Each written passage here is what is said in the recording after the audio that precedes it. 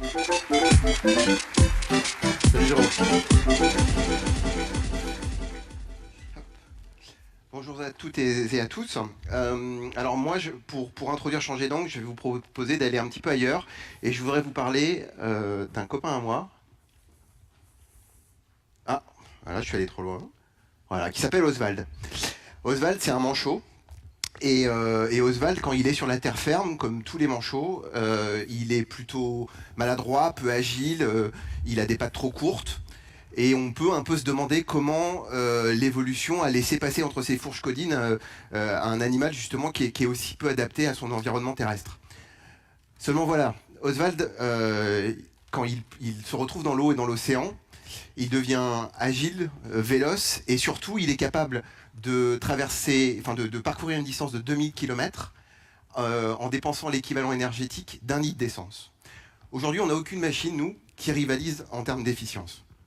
Alors pourquoi je vous parle d'Oswald ? Oswald, parce qu'en fait, c'est quelque part une métaphore de l'influence de l'environnement dans lequel on évolue et qui va déterminer le potentiel que chacun d'entre nous pouvons réaliser. Alors, quand on parle aujourd'hui d'entreprise et d'entrepreneuriat, d'innovation, on va s'interroger sur finalement quel était l'ancien modèle. Et l'ancien modèle de l'entreprise, sur les 100 dernières années, il y a eu un certain nombre de succès qui sont réels et des grandes conquêtes. Cependant, dans cet environnement-là, on peut se rendre compte que les femmes et les hommes ont eu beaucoup de difficultés à exprimer leur potentiel et sont un peu comme Oswald, comme les manchots sur la terre ferme. C'est-à-dire que leur talent, leurs compétences se heurtent à des problèmes de l'organisation. Alors les problèmes de l'organisation, on les connaît tous, c'est la politique interne, c'est évidemment la bureaucratie, c'est la culture du silo, c'est l'absence de communication, et puis c'est la sacro-sainte résistance au changement. Et donc, déjà, depuis de nombreuses années, un certain nombre d'intellectuels, d'économistes se penchent sur la question de l'organisation et de comment on peut effectivement rendre l'humain plus maître de son environnement professionnel. Il y a eu des exemples ce matin qui ont été traités aussi sur ça. Mais ce constat-là, il s'est aussi heurté, télescopé à finalement un nouveau cycle qui est venu tout bousculer, on le connaît tous. C'est effectivement l'émergence et la large diffusion des technologies numériques. Et ces technologies numériques, cette révolution, elle a reconfiguré complètement la chaîne de valeur et aussi elle a induit un mouvement qui impose de repenser et de créer de nouveaux modèles d'entrepreneuriat et d'organisation. Alors, la question que j'ai envie qu'on se pose, c'est comment on peut, finalement, comme Oswald, libérer notre potentiel, nous jeter à l'eau et nous réaliser. Alors, le modèle qui nous est proposé majoritairement aujourd'hui comme nouveau type d'entrepreneuriat et d'organisation, vous le connaissez tous, c'est le modèle de la start-up. Alors le modèle de la start-up, finalement, c'est un modèle qui est presque romantique, parce que si je caricature, et je caricature à peine, qu'est-ce que c'est aujourd'hui une start-up ? C'est un entrepreneur qui est visionnaire, qui a une grande idée, qui va écrire un business plan irréprochable, qui va lever de l'argent auprès de VC ou de capital risqueur. Il va rassembler une équipe, il va se lancer, et puis le plus rapidement possible, il va s'introduire en bourse, il va se retirer, et il va aller aux Seychelles, les doigts de pied en éventail. On est dans un mode un peu hashtag cœur avec les mains, et hashtag Emmanuel Macron. On est quelque part finalement dans une pensée magique qu'on souhaiterait tous autoréalisatrice, c'est-à-dire qu'avoir une bonne idée, une grande idée, c'est suffisant pour créer de la valeur et créer du chiffre d'affaires. Le modèle économique dans tout ça, souvent, est assez absent. Et ce que je vous propose, c'est d'aller un petit peu sur des chiffres qui vont venir, en tout cas, discuter ces éléments-là. Aujourd'hui, dans le monde, en 2017, il y a 153 licornes, ce qui est finalement beaucoup. Ces licornes, c'est ces entreprises qui sont valorisées à plus d'1 milliard de dollars. Donc ça en fait quand même quelques-unes. On en a seulement 3 en France, ce qui va poser des questions sur l'environnement. J'y reviendrai tout à l'heure. L'environnement pour faciliter l'innovation en France. Les 3, vous les connaissez, c'est Criteo, Blablacar et puis Vente Privée. En France, on estime qu'on a créé 10 000 startups en 5 ans. Et le premier chiffre qui devient un peu écorné aussi tout ça, c'est que seulement 9% de ces entreprises sont ou ont été dirigées par des femmes. Et quand on parle de nouveaux modèles entrepreneuriels et d'organisation, un modèle qui est en dessous même de l'ancienne mandature de l'Assemblée nationale en termes de représentativité de la femme, pose quand même un certain nombre de questions. Alors je sais bien, vous allez me dire que souvent c'est des entreprises qui sont liées à la technologie, à l'innovation, et que dans les écoles d'ingénieurs, il y a un problème de parité aussi. Mais malgré tout, le chiffre est quand même extrêmement faible. On a un autre chiffre qui devient aussi assez éclairant, c'est que 74% de ces entreprises présentent un déficit d'exploitation. C'est-à-dire qu'elles ont un excédent brut d'exploitation qui n'existe pas, qui est en déficit. Et donc ça, c'est presque un élément qui est constitutif à la start-up aujourd'hui. Et puis le dernier chiffre qui est vraiment le plus parlant selon moi, c'est que on estime qu'il y en aura 9 sur 10 qui ont ou qui vont échouer, qui ne verront pas les 2 à 3 premières années de leur vie, ils n'iront pas au-delà. Donc ça fait beaucoup. Et on est d'accord pour dire que, et j'y reviendrai, que l'échec est un élément qu'il faut prendre en compte, c'est aussi ce qu'on revendique. Mais là, on est quand même dans des taux qui sont extrêmement importants.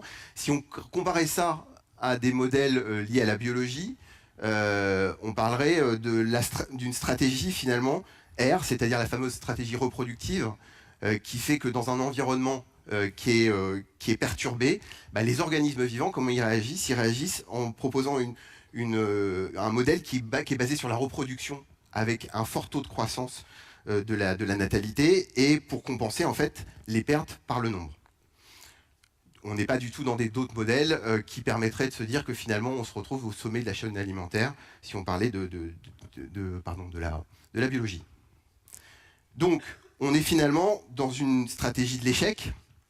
Une stratégie de l'échec, et si elle était uniquement liée à des porteurs de projets, on pourrait la discuter, mais souvent dans les entreprises, dans les organisations, il y a des collaborateurs. Et donc ça fait un certain nombre de dégâts humains, ça fait un certain nombre de dégâts sociaux. Et ça aussi, il faut le prendre en compte dans le devenir de nos collaborateurs et de nos partenaires. Et puis, pour revenir sur cette idée de l'échec, on n'est pas dans des pays anglo-saxons. En France, on l'a dit aussi ce matin, on n'a pas cette culture de l'échec. Et on ne voit pas l'échec comme le terreau fertile pour les succès de demain.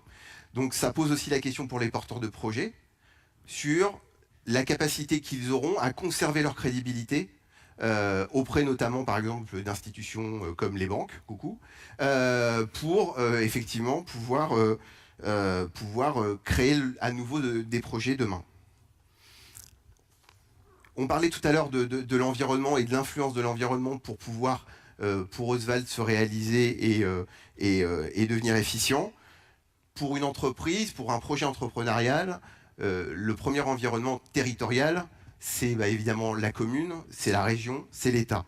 On vit en France, donc finalement, ce que je vous propose, c'est de regarder un petit tour d'horizon de ce qu'est aujourd'hui l'État stratège et comment la France accompagne, par un certain nombre de dispositifs, le soutien à l'innovation. Alors aujourd'hui, si on regarde en fait sur les 15 dernières années, ce qu'on voit bien, c'est que on a des mécanismes de soutien à l'innovation en termes de valeur absolue qui a augmenté. On est passé de 3,5 milliards à plus de 8 milliards. Donc c'est un vrai succès sur ce niveau-là. On a aussi une décentralisation qui s'est mise en œuvre, puisque la quote-part de ces fonds gérés par les régions a augmenté aussi. Alors au passage, on est plutôt sur des fonds européens et notamment sur le fameux FEDER. Mais on peut saluer effectivement qu'à la fois l'État puisse se dire qu'il y a un investissement qui est plus fort et que de l'autre, il y ait une décentralisation des aides. Seulement quand on regarde un tout petit peu plus en détail, on se rend compte qu'aujourd'hui, le principal levier pour le soutien à l'innovation, c'est le crédit impôt recherche. C'est plus de 5 milliards. Et donc si on enlève ces 5 milliards des 8 milliards et demi, entre 2000 et 2015, la part directe en fait des soutiens par les subs, les aides, les prêts, elle a diminué. Alors ok, on a créé la BPI, ok, on a créé l'Agence nationale de la recherche, etc. Mais pour autant, en valeur, effectivement, les mécanismes d'aide directe ont diminué. Et là où ça se complique beaucoup pour les porteurs de projets, pour les entrepreneurs, c'est qu'en plus, on a multiplié par 2 le nombre de dispositifs. On est passé de 30 à plus de 60. Donc, même l'OCDE, qu'on peut pas estimer vraiment être une officine bolchevique, estime qu'aujourd'hui, l'intervention publique en France, elle n'est pas cohérente et que cette multiplicité de dispositifs ne permet pas une orientation stratégique. Donc, voilà, il faut s'interroger sur ces éléments-là. Et donc, la question, c'est finalement comment on peut donner confiance à un porteur de projet pour avoir la garantie qu'il aura éventuellement une aide et des soutiens. Donc effectivement, on est dans cette logique de jungle. C'est extrêmement compliqué. On passe beaucoup de temps à chercher d'abord le bon dispositif, les guichets. On va remplir des dossiers, on va essayer de défendre. Et tout ça, à chaque fois, on va vous dire, surtout, n'ayez pas peur, ça va bien se passer.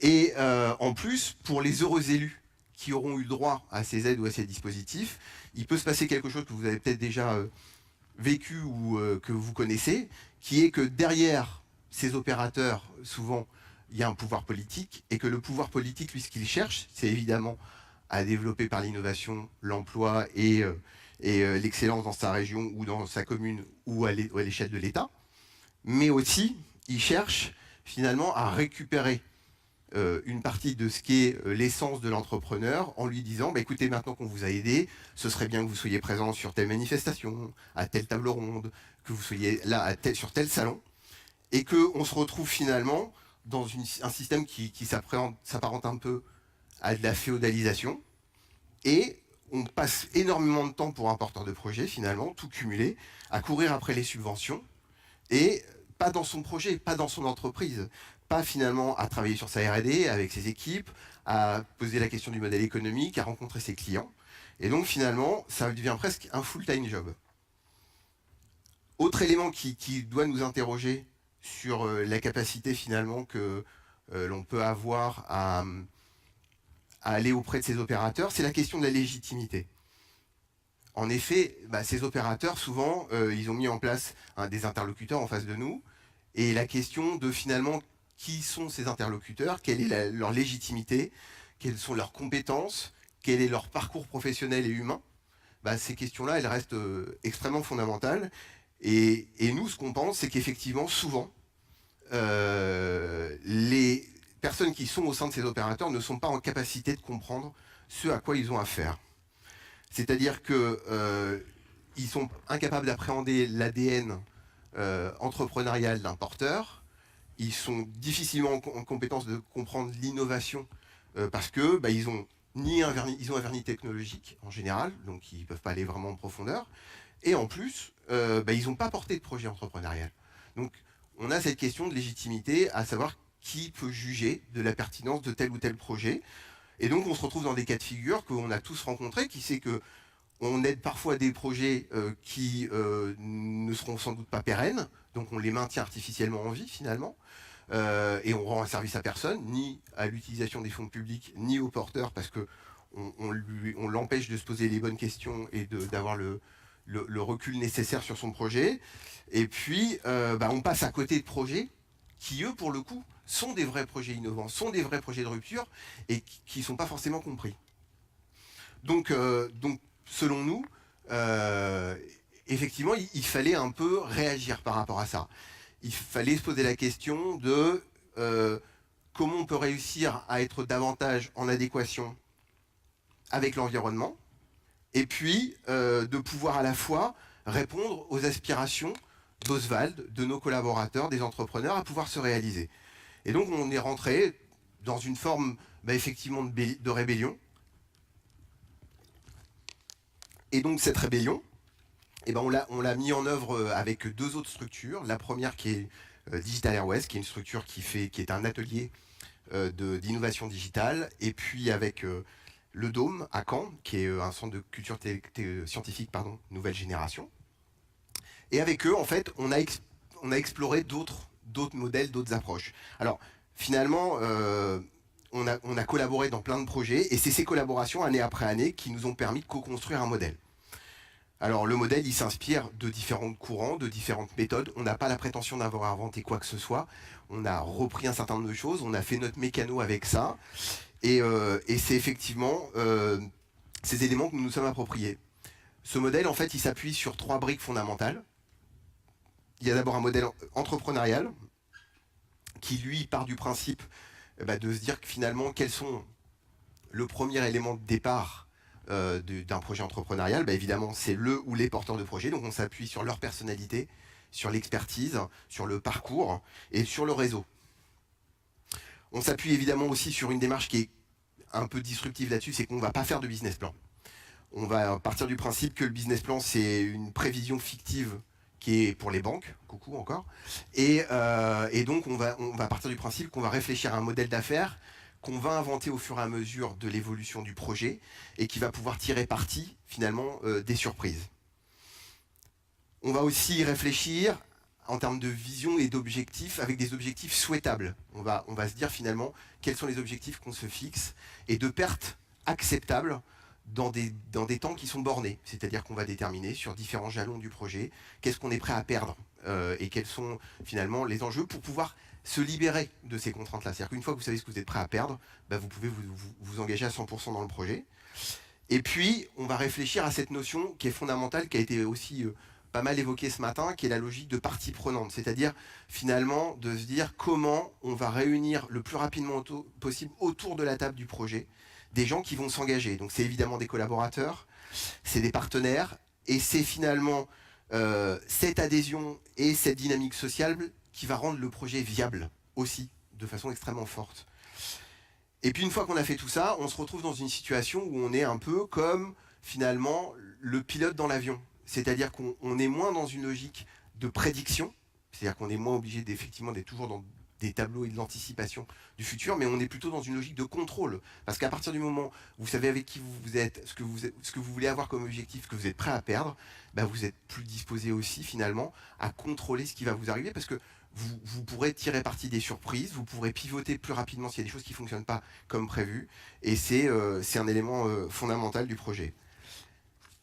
Il y a aussi l'aspect de nouveaux modes de collaboration, et ça aussi c'est un élément, une pierre angulaire importante, puisque on va parler de partenariat, de développer des partenariats, essayer de sortir de la dichotomie, ça a été exposé tout à l'heure, du client et du fournisseur. Non, on va réfléchir à des produits, à des services qui sont co-construits finalement entre les clients et les fournisseurs. Cette volonté de briser les silos au sein des sphères privées, mais entre la sphère privée et la sphère publique, c'est-à-dire d'aller aussi plus au-devant de la sphère de la recherche, des communautés culturelles, des communautés créatives, et puis de travailler avec la société civile. Et enfin, l'idée est de pouvoir mettre en place tout cela avec de l'exploration, de la co-création, et avec une réelle bienveillance. Alors je sais bien qu'aujourd'hui le mot bienveillance il est un peu préempté, mais ceci étant, la notion de bienveillance et la capacité que l'on a à pouvoir, à partir du moment où quelqu'un s'est mis autour de la table et qu'il est une partie prenante, à respecter ce qu'il est, ce qu'il dit, son intégrité, et pas réfléchir uniquement avec la taille ou le poids qu'il représente dans le projet uniquement, bah, ça permet aussi de pouvoir à chacun s'exprimer et se révéler. Et puis, le dernier élément, c'est l'expression de valeurs partagées. Alors, quand on pense valeurs partagées, évidemment, on va penser à des valeurs qui peuvent être liées à l'environnement, au social, au bien commun, mais ça peut être aussi des choses beaucoup plus pragmatiques, c'est-à-dire qu'on peut réfléchir finalement à quelle est la valeur client dans mon projet et comment je travaille avec mes clients. Je parlais tout à l'heure de transformer ces clients dans des partenaires. Voilà, c'est un élément fondamental. Ça peut être aussi, par exemple, par rapport à la notion de culture de la performance. Comment on peut avoir une culture de la performance, mais tout en étant beaucoup plus inclusif avec les équipes et pas forcément uniquement dans une démarche effectivement un peu très chiffrée et uniquement liée à du résultat et de l'objectif. Voilà, c'est tout ça aujourd'hui qui nous a amené, nous, finalement, à écrire un manifeste qui s'appelle Changer d'angle. Et ce manifeste, il est finalement, par rapport à ce que je viens de vous dire, il reprend ces éléments-là, mais il est aussi beaucoup plus ouvert parce qu'on voulait se laisser la liberté de pouvoir le re-challenger en termes de méthode au fur et à mesure du temps. On voulait aussi favoriser son appropriation, et donc on ne voulait pas arriver uniquement en déroulant une méthode à brûle-pourpoint. Et puis, malgré tout, il est exigeant. C'est-à-dire qu'il est exigeant parce qu'il pose un certain nombre de lignes jaunes, de jalons, qui, si elles sont effectivement franchies par les co-signataires, permettent au collectif de pouvoir le rappeler à ces personnes et de pouvoir effectivement échanger avec elles, discuter et identifier, et que ça chacun puisse agir en conséquence, c'est-à-dire effectivement aussi avec une réelle bienveillance. Alors ce manifeste, effectivement, le voici. Je vais vous faire grâce de le lire intégralement parce que il est assez dense. Ce que je vous propose, c'est juste de repartir effectivement sur la dernière partie du manifeste et de vous la lire. Au risque de bousculer les cadres culturels, administratifs ou productifs d'une époque révolue, nous revendiquons notre intention d'inventer et promouvoir de nouvelles méthodes créatrices de valeurs et de valeurs. Des méthodes basées sur l'action, le faire, le projet. Des méthodes qui encouragent la prise de risque, qui acceptent l'échec et qui valorisent les tentatives. Des méthodes construites sur la collaboration des acteurs et la confiance dans les compétences de chacun. Des méthodes qui refusent les modèles économiques que l'on trouvait confortables hier. Et élément important, des méthodes qui nous font assumer les risques économiques aussi. L'innovation à papa est morte, nous croyons en l'innovation manifeste. Ce que je vous propose effectivement, c'est du coup de faire comme Oswald, de vous jeter à l'eau et puis de rejoindre le mouvement. Donc vous pouvez retrouver le manifeste sur cette URL, je l'ai aussi diffusé, il y a quelques exemplaires papier à l'entrée. Voilà, je vous remercie.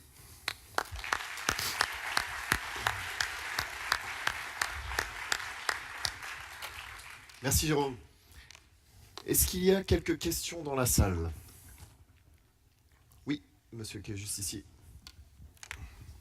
Bonjour Arnaud Dupuis. C'est plus une remarque qu'une question. Dans la notion de changer d'angle, vous avez évoqué un peu le système anglo-saxon et le nôtre. Si on prend l'approche scolaire, dans le modèle anglo-saxon, le plus important c'est de s'exprimer. En France, on doit connaître la réponse avant de pouvoir s'exprimer. Et je pense que c'est une des problématiques les plus importantes. Mais c'est pour ça, quand je vous disais, effectivement, de réfléchir finalement, d'avoir une intention. L'idée, c'est de partir sur une intention, et donc effectivement, de donner sans doute des objectifs raisonnables, ça c'est important. Mais qu'une fois que vous êtes dans cette logique de perte acceptable, alors c'est des choses qu'on retrouve dans des choses type l'effectuation, etc. Une fois qu'on est rentré dans ces notions de perte acceptable, on n'est pas en train d'anticiper et d'attendre les réponses. On se confronte finalement à ce mur de la réalité et on voit comment ça fonctionne. Et comme ça a été dit tout à l'heure aussi sur les notions d'agilité, etc., on est capable de pivoter beaucoup plus rapidement. Mais aujourd'hui, nous, une fois de plus, je suis conscient que je parle devant beaucoup de gens qui sont ou qui ont bossé dans des startups et devant des institutionnels. L'idée, c'est pas de jeter la pierre à qui que ce soit, c'est juste de dire que finalement, ce modèle-là, il ne peut pas être l'alpha et l'oméga du vivre ensemble de demain, parce que ça ne fonctionnera pas. Et qu'en même temps, aujourd'hui, ne pas accepter de dire que tout repose sur des modèles économiques, c'est aussi une gageure. Parce qu'en fait, si vous n'êtes pas autonome financièrement, vous n'êtes pas libre. Donc, l'autonomie financière, elle permet la liberté. Et dès cette liberté, elle vous permet de choisir là où vous allez faire de l'argent et là où vous n'en ferez pas. Parce que ça sera important pour les équipes, ça sera important pour les partenariats, ça sera important pour l'empreinte sociale et sociétale de l'entreprise. Et c'est ça l'enjeu. Ok, est-ce qu'il y a une autre question dans la salle? Oui, tout au fond là-bas. Oui, bonjour. Bonjour. Guillaume Picot, je suis chargé d'affaires innovation pour Baby France dans la région. Bonjour.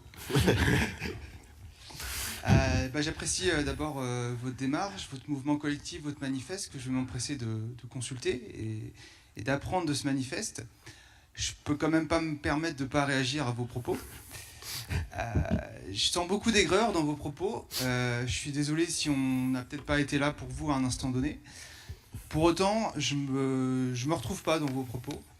À titre personnel, je suis ingénieur de formation, j'ai un background technologique, j'ai travaillé dans des entreprises. Oui, j'ai pas créé de start-up. Ça m'empêche pas d'être extrêmement motivé dans ce que je fais et dans le service et la bienveillance que je vais apporter aux chefs d'entreprise, qui sont des gens que j'admire profondément. Maintenant, en effet, vous avez une vision extrêmement négative des choses. Je pourrais vous passer beaucoup de temps et surtout avoir des témoignages, ne serait-ce que dans la salle, de gens qui ont pu apprécier nos services. Aujourd'hui, qu'est-ce que vous proposez finalement? Puisque c'est ce que j'ai pas entendu aujourd'hui. Aujourd'hui, qu'est-ce que vous proposeriez à l'aide publique pour renforcer l'innovation et justement intervenir peut-être de manière plus agile auprès des entreprises? En fait, alors du coup, une fois de plus, c'est un talk, donc on est obligé de forcer. Et puis du coup, moi je viens du marketing, de la com, donc on force un peu le trait, on est là pour marquer des trucs et je m'attendais ou à pas de réaction ou à recevoir des tomates. Donc l'idée c'est effectivement, l'idée c'est d'arriver avec un angle, une fois de plus, pour pouvoir illustrer la suite. Il n'y a pas d'aigreur, il y a un simple constat. Le constat, il est qu'aujourd'hui, il y a une difficulté intrinsèque à la France à créer, y compris des structures qu'on nous vend en paradigme. C'est-à-dire que quand on nous dit Startup Nation et qu'on a 3 licornes, en 15 ans, on a un problème. Voilà, c'est factuel en fait. À un moment donné, il n'y a pas d'aigreur, c'est juste factuel. Et en même temps, je pense que moi l'idée, c'est, vous le dites, c'est de ne pas avoir besoin de ces fonds-là, ou en tout cas de pouvoir les faire rentrer à des moments où on a la main. C'est-à-dire de pouvoir être capable de dire, on va d'abord penser à avec qui on va faire les choses, comment, quel est le modèle économique, et de réfléchir par ces fameuses phases qui peuvent être des phases extrêmement courtes, ça peut être 3 mois, ça peut être 6 mois, etc.